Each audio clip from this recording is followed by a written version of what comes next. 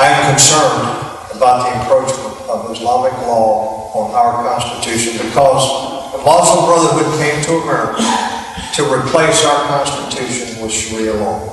Our Constitution is under attack every day. Article 6. This Constitution shall be the supreme law of the land. There can be no other laws considered. What do we do? Ladies and gentlemen, get informed on what's happening. Look, our declining morals in this country.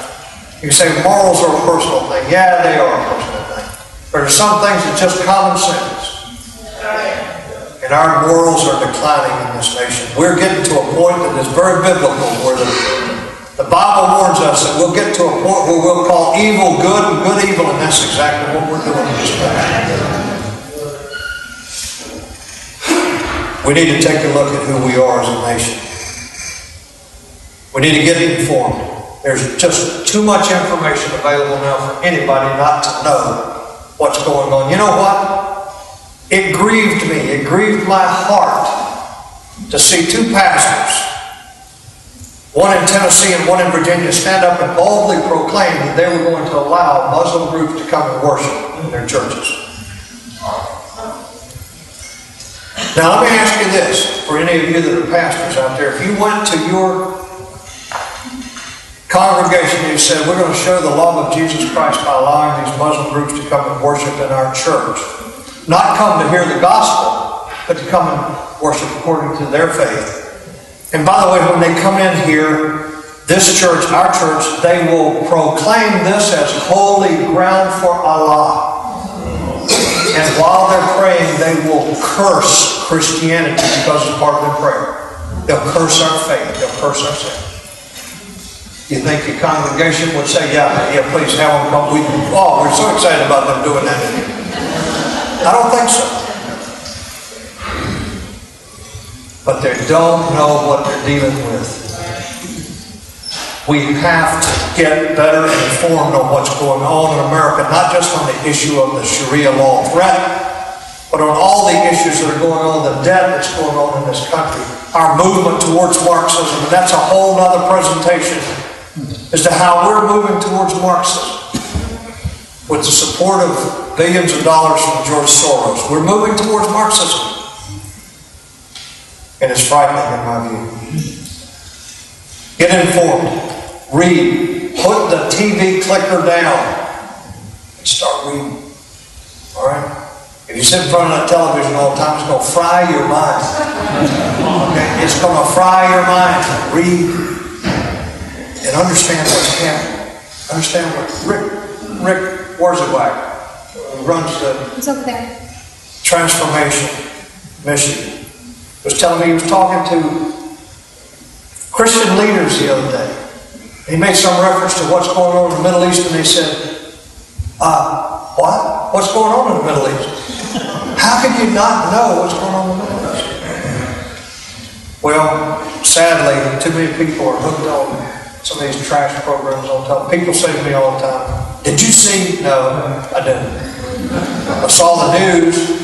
I must admit I watched the military channel a little bit. They got some pretty good stuff on there. In fact, keep watching, because I'm going up and do a military channel thing next week. I'm going to be on one of their programs next week, so keep watching. You got to read, you got to stay informed, you got to get to something other than the normal mainstream media, because not that there's anything wrong with seeing what's in the mainstream media, but you need to check other sources to get a more balanced view. And by the way, don't think that just because you watch Fox News, you get the whole story. Because the reality is, and I do Fox more than any of the other channels, and I do MSNBC, which is the other extreme. In fact, they called me this week to do MSNBC, but I had to come out here. And I like to watch them to get a balanced view. But don't think that just because you watch Fox, you get a balanced view, because the reality is the Saudi royal family owns a sizable chunk of Fox News. So you're not getting the whole story there either. Let me say this to you. If you didn't vote, shame on you. And I'm not talking about just for the President of the United States. I'm talking about the local elections. If you didn't vote, shame on you. Now, I absolve you of that sin, and I ask you to go forward. Somebody said to me today, well, I was talking to some basically Christian leaders today, and somebody said, well, Jesus didn't get involved in politics. Man, I'll tell you something. I wanted to hook him. I really did. What? That man took on every institution in the government. He was the most radical revolutionary you've ever seen. He challenged everything. He challenged every law they made. Don't tell me he didn't get involved in politics. He certainly did. People inside the church need to rise up. They need to vote. They need to get involved. And by the way, you also need to run for office. You say, well, I don't have the education. I don't have the money. Hey, what kind of attitude is that? Get over it. Go run for the school board. Go run to be the president of the PTA. My goodness, if you can't, we don't even want you to go to the national level. We want you to get down at the local level. Get involved in what's going on with the children. I don't care if you don't have children in school. But in there, get in the PTA. Get an office somewhere in your city, your community, your county. Run for office. Get involved in what's going on. I'm telling you, folks, we're going to lose this country if you don't rise up. I'm not talking about armed revolution. Let me be perfectly clear about that. People come to me all the time and they say, when do we take up arms against the nation? My answer is always the same: get back before I hook you. Founding fathers gave us everything we need. Everything we need to make a difference in this nation. Listen, these old crusty veterans like these four sitting down here, these are old crusty veterans. They paid the price of what we are as a nation today. And I feel a personal obligation not to let them down, not to let their service be in vain. Because when they were serving a nation that was proud to be Americans. And today we're losing our identity. We don't know who we are. Get involved. There's some great things to get involved in. Rick, stand up. Stand up right here.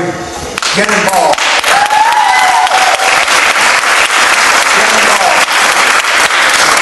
He is the coordinator for the Oak Initiative in the state of Michigan. The Oak Initiative. It's a way to get involved in what's happening in America. He's also the coordinator for transformation in Michigan. And my gosh, this guy right here, he kills me when I come out here. He kills me. I spend all my time either up here speaking or riding in his car trying to sleep. We go all over the state of Michigan. We talk to people just like you. That's a warrior right there. That's a warrior.